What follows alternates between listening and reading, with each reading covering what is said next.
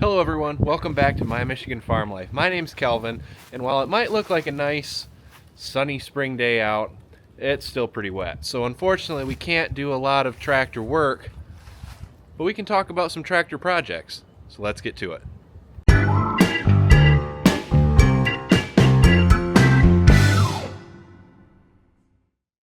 So while we wait for things to dry out around here, I figured I'd take some time in this video to go over some of the upcoming projects that we're going to be getting to. Just kind of keep everybody up to speed. And the first one is this. You've probably seen it in the background when we've been pulling the tractor out of the shed here, but this is my 1958 Allis-Chalmers D17 Series 1. I actually got this a couple months ago on trade for a lawnmower that I had that I'd done some work to, and just kind of put it out there to see what I could get for it, and this guy traded me straight up for this. And it's in pretty good shape. It runs, it drives, everything works. But like most things around here, it needs a little love. So let's get into what we're going to do to it. So the first issue that you can probably tell from all this brown dead grass down here is we've got ourselves a gas leak.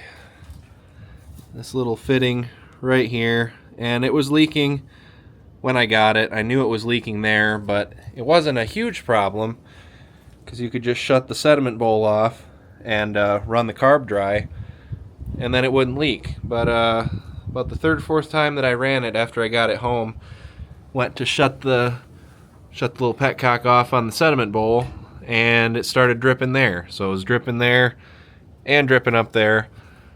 So I drained the gas out of it, and we're going to replace that sediment bowl.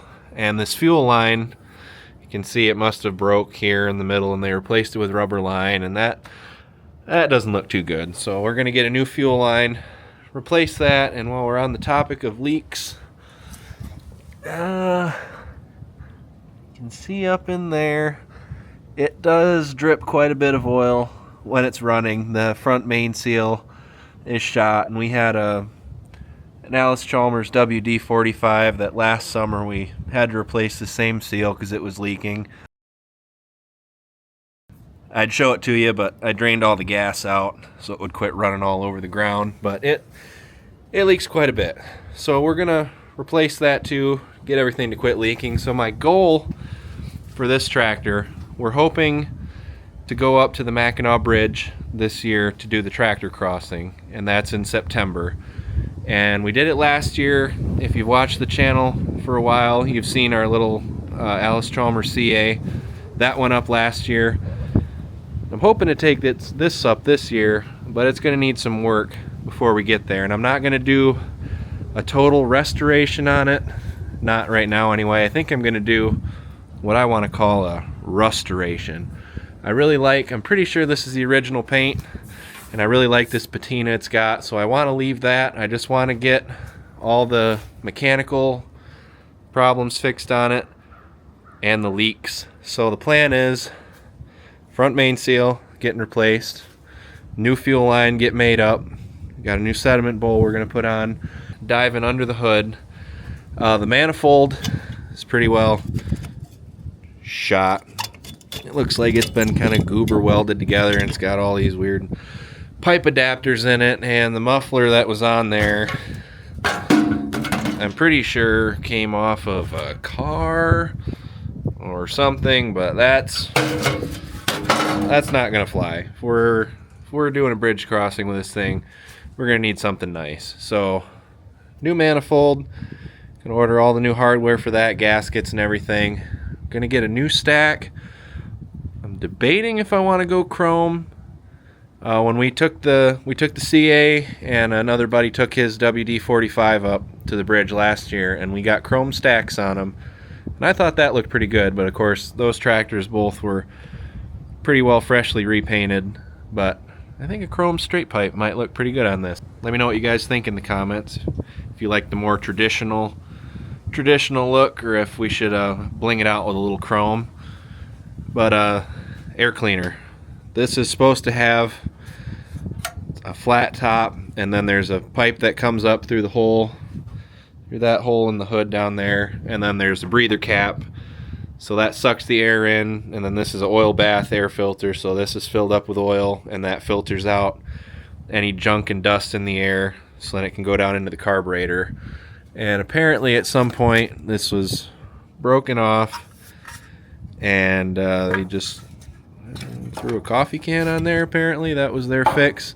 So I'm either going to try and find a whole new assembly. I'd kind of like to keep this one because that might be the original sticker, or see if I can just find a piece of pipe we can weld on here. I have a new cap that's left over from working on the WD, so if we can get this fixed, it'd kind of be cool to keep the old assembly. If not, I have a salvage yard I can go to find a new one. We'll have to see how that shakes out. So that's kind of that, and the leaks are immediate needs, because it can't be leaking a bunch of oil and gas just for using it, and also if we're driving across the bridge, you can't have a muffler that's flopping all over the place. And got to have a cap on this breather so we're not just getting all kinds of junk falling down in there. So that's the immediate needs list. Now we'll move on to some other smaller things.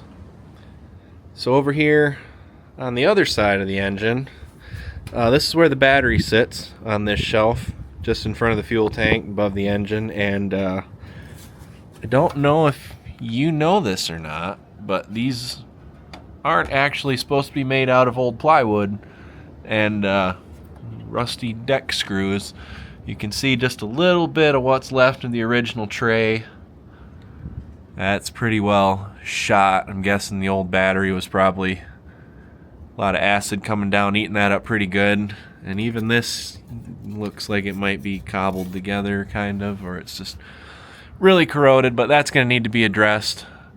I'll either try to find a salvage tray if I can, or the base of this is sturdy enough we might be able to just put a new flat plate on there, but I'd like to have something decent for the battery to sit on. Maybe put a couple holes in it so we can maybe run a strap, a bungee cord or two around it, just to keep that thing from sliding around. But the battery looks pretty new. If you've seen our short, I started it up over the winter and I never had trouble with the battery running down, so I think we're good on that. But we're definitely going to want a new tray. Oil filter, I guess that would be on the immediate needs list. I do have a filter for it. I want to change the oil and put a new filter on, but to replace that front main seal, I'm pretty sure we're going to have to drop the pan. So there's no point in putting new oil in it just to drain it all out again. So once the front main seal is fixed, we'll put a new filter on, fill it up with new oil. And we are going to flush the radiator too, because the radiator has to come off to get to that seal. So we'll drain all the old, it had coolant in it when I got it and it was a little low, but I kind of like to know what's in it, so we'll drain all that old fluid out, put new fluid in it, and we'll do the same with the transmission and everything, the hydraulics too. Next on the list, this is the lever for the power divider, which is kind of like if you had a WD-45, you had a hand clutch, or on the C8 it had a hand clutch, and this is this tractor's version of a hand clutch. You got high, low, and neutral, and this one doesn't work. It just kind of flops all over the place. There's a little inspection cover here you can take off to look in there, and there's a clutch that this runs, and I'm thinking that the shaft that goes into that clutch might be broken, or something's not right in there. It stays in gear fine, but I think it's stuck in either high or low, and you can't adjust it. They just had it held up with a bungee strap.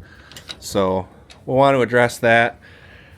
If that clutch is bad, where it's not going to shift between high and low, I at least want to verify that it's not going to slip into neutral. So if we're driving it around, pulling a disc or plow or whatever, if we're going across the bridge, definitely don't want it coming out of gear.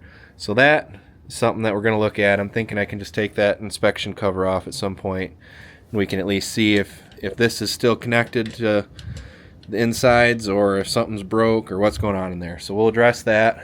And then this cap for the transmission, just get it out of there.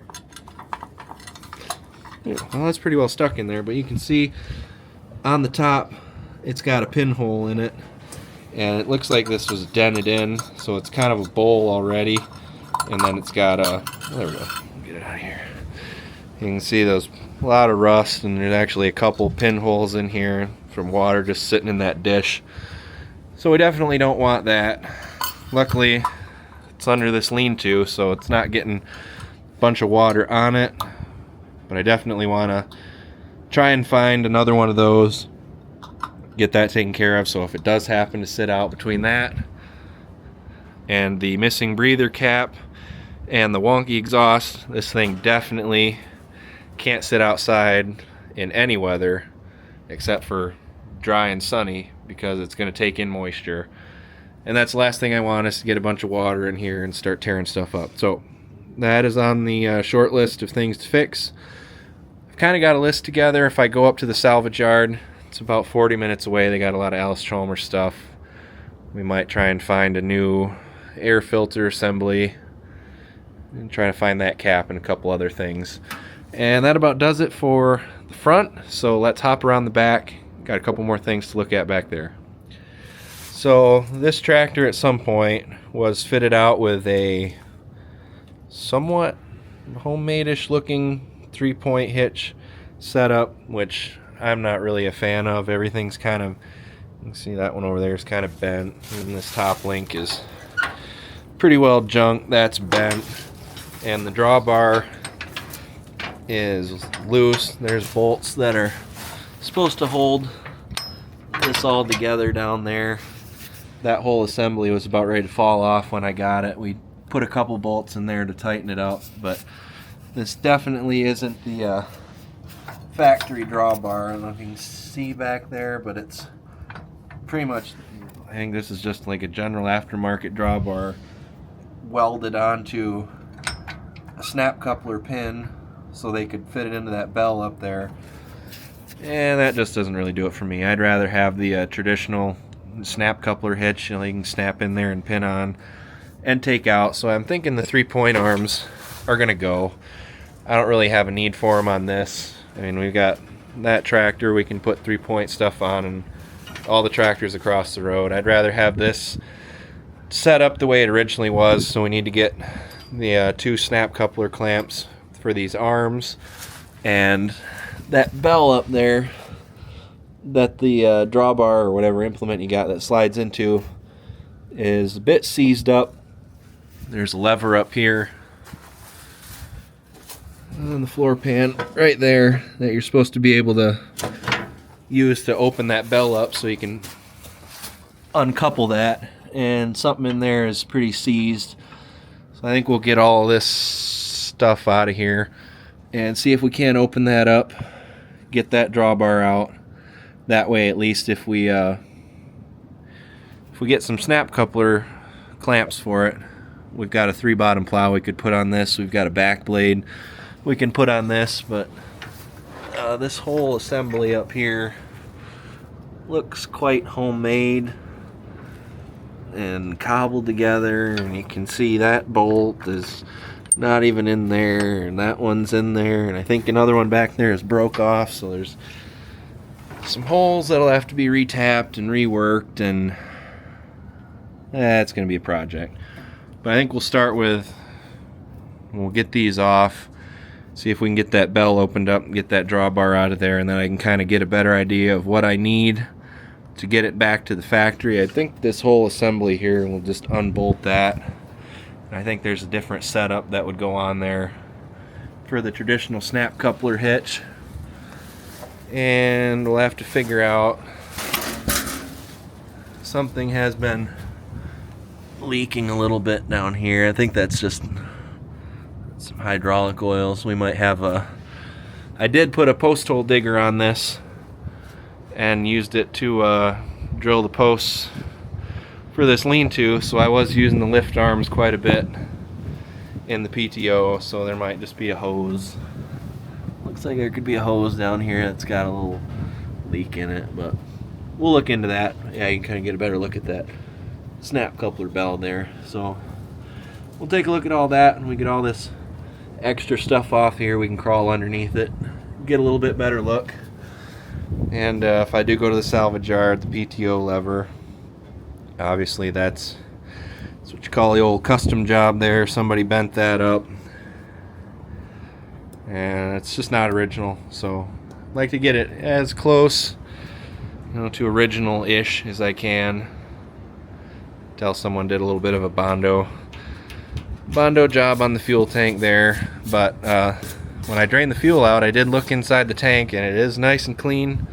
There's no rust or sediment or anything in there, and there's just a little bit of gunk in the bowl, but obviously that'll be gone when we put the new bowl in.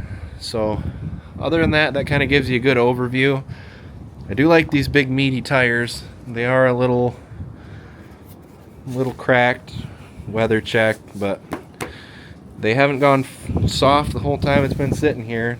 Fronts are about the same, probably in a little bit better shape than the rears, but they all hold air, so I think I'm gonna run them. Fronts probably could get fairly easily, but I know that big rears like that are gonna be expensive, and that's not really in the cards right now, so we're gonna run them as long as they work. Headlights, another thing I might try to find up at the salvage yard. I believe this comes as a whole piece with the bulb and the glass and everything, and this one's pretty well chewed up, got some holes in it, so I think that'll probably go. And this one's just completely gone, so I'd like to find a set of those. And the grill could probably use some love. That might actually just go. Imagine it's probably going to be easier to just find a salvage grill than try to fix that. And it looks like it's, a lot of things have happened right here. This thing's done a lot of headbutting on something, hay bales or trees or whatever, but luckily it doesn't seem to have went into the shroud at all. I mean, all this tin is nice and straight. Just for whatever reason, that got all chewed up. So that'll be on got quite a list going, list of things I'd like to have and a list of things it needs. But we're going to start out with the things it needs, which is fixing the leaks up here, manifold, exhaust, get that taken care of, and then we'll move on to the battery box and that cap for the transmission cover, getting that stuff sorted, and we'll just see how far you get. If we're feeling really spicy when we got this all taken apart to do that main seal, we might throw a new belt on it.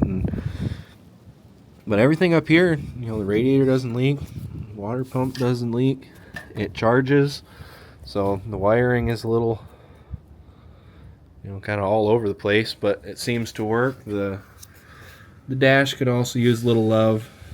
The oil pressure gauge works and the temp gauge works, and both those look like they've been replaced. The volt gauge does not work, the tach doesn't work, and I believe that's your traction booster gauge. That doesn't work, and I do have a line on a guy who might be able to, he rebuilds old tachs on John Deere tractors. He might be able to rebuild this one, because inside the glass looks in fairly decent shape, but the cable back here is just not cabling anymore. That's all full of mud and junk, so I don't know if that's something we can save. It'd be kind of cool to save the original. Otherwise, if I do have to go the route of a new one, that's probably not going to be a right now priority. But everything up here works. We could probably tighten up some of this stuff and maybe get some better handles. And this looks like old rubber garden hose that they taped on there, so we might address that. Steering wheel, seat could use a little love, but one step at a time. We're going to handle the essentials, the leaks and whatnot and all that, then we'll move on to the rest of it. But so far I'm pretty pleased with it. I can't really beat trading a lawnmower for a full-sized 70-year-old tractor that's in, for its age, pretty good condition. I've seen some of these that are pretty beat up, and this thing definitely needs a little love, but right now it's a little love. If it sat for Another few years, getting water in all these holes, it'd probably start going downhill. So we got it, you know, we caught it right at the right time. We can put a little love in it, and she'll last for a good long while. So that about wraps that up. If there's anything else you'd like to know about this project, or if anyone's worked on these and has any insight, I'd love to hear from you. I've worked on that CA. You guys seen some of that, and then we did have a WD-45 that I worked on with a buddy. So I've been around in these a little bit, but I've never worked on a D17 before. I know a lot of the stuff is similar, you know, the manifold and everything is kind of the same, but if anyone's got any words of advice, I would love to hear them. If you have any other things you'd like to see done to this, let me know. And I'm in the process of collecting parts. I've got some of the smaller stuff, still got to get, you know, manifold and exhaust, and see if I can track down an air breather and a few other things. But as soon as we get the bulk of it, we're going to make some space in the shop. We'll get this thing wheeled in, start tearing it apart. Even if I don't have all the parts yet, you know, we can still get it all. All this has got to come off to get down to that seal. That's obviously going to get replaced. So there's work that can be done. You know, I'd like to clean it up, maybe power wash it all off before we replace all this stuff, so we can put it back together a little cleaner. But yeah, that's where we're at. We're going to get some parts ordered here, and once they show up and we got some time, we're going to tear into this. Now let's move on to some other stuff. So you can see we got our backhoe attachment hooked up on the 1050 here. I actually just hooked it up because it was sitting over here on these blocks, and I kind of want to start cleaning some of this stuff up, and the bucket was full of water, so I figured, oh, I'll pick it up, get it out of here, find a new spot for it. But then it got me thinking, this might be about getting into the perfect weather, pull some stumps. The ground's still a little bit soft, but it's not total mud around here, and we got some ugly, nasty trees here that, yeah, they need to go. They're not paying the rent. So let's take a look. Alright, so I will try to show you the best perspective I can with this camera. Sorry about the wind. It's kind of picking up a little bit. But you can see down here we've kind of got a straight line. And we got this big clump of trees. And then our line kind of continues over there. And these are, I don't even know what these are, but they're just kind of nasty, weird looking trees. They kind of just grow like weeds, and they turn real white. Like in the summertime, the bark is real white, and they're just kind of weird, punky. I don't like them, and there's just a lot of them here. So I want to kind of keep this line going, which would be about right through here. So I think this whole clump, those are all going to go at some point, and I want to get this spot set up back here where I can have all these attachments lined up, and I want to be able to bring the tractors in between the propane tank and the trees, bring them in back here to be able to get to attachments, or go into the shed, because my drain field sits right out there, kind of right on the other side of where I've been driving through. So I want to keep, you know, all this heavy stuff off of there. I need to get these trailers out of the way. They were lined up with that camper right off the back of the shed there, and put that lean-to up. I just kind of quick moved them out of the way a little bit, and you can tell got the caution cones there. They're just barely enough space to squeak that thing in and out. So I want to get all these trailers and attachments, you know, pushed back over here, be able to drive in that way, you know. Then someday maybe I can put gravel down on all this, but at least have all this stuff, you know, lined up kind of how it is, but just back up against this tree line and get these nasty punky things out of here. So I'm thinking we'll come in maybe this week if the weather holds. We can cut all these down. But first, you know, I'm gonna have to move all this stuff. I think I'll stick it all over there so it's out of the way. We'll drop all these down, get them cut up. We'll take the wood over to the pile, which it's also on the list. That still needs to be split, but that's another problem. We'll get this cut down, get the good wood hauled out, and we'll grapple all the brush out of here. Then we can come in and start digging stumps. I actually, last year, I mean, there were trees way out. These trees went all the way out to here, all these nasty ones. I bet I pulled 4 or 5 stumps And the trees I cut down, you can see there's still some dirt here from one I dug up. I didn't get that one pulled yet, but all these need to go. They're so close together, I don't know if it might be too much for the tractor backhoe, so worst case we can use the excavator, but I try to use the tractor for as much of this stuff as I can. So we'll dive into that. And there's a couple other little stumps over there that gotta go. So we'll have probably a good couple days, you know, a tree cutting, stump pulling, brush hauling, attachment moving, all that fun stuff. I got quite a bit stuff laying out here, and it's all just kind of starting to pile up and ooze all over the place, and so I want to get it up, you know, nice and tight against these trees, all in a line, so I got room to get in here, get these trailers out, you know, just clean it up. I want to clean it up. I got stuff sitting out all over the place where it just kind of landed going into winter, you know, and I want to get some more pallets or stuff like this to set, you know, that finished mower and that brush hog on. It's kind of like how I got that sitting on blocks. Just want to get stuff up so it looks nice and it's not gonna rot and rust in the ground any more than it already is. You know, just kind of clean it up. So that'll be a ongoing project. We'll see how far we get. And then of course we got, you know, the wood pile over there that's also going to be a couple days of splitting, stacking, all that fun stuff. So that's about it. You know, I figured it's still a little too wet to do much of anything without getting in trouble. I figured it's a lot of talking, but you know, we can run through some of the stuff that you're going to see coming up in case people are curious and they want to see more one thing or the other. This kind of gives you an idea of where I'm headed. So if there's something else that you see in the background that you want to hear more about or see worked on, let me know. But for now, it's probably going to be all this stuff happening, trees going down, moving brush. If things dry out enough, we'll get the other tractor with the splitter out.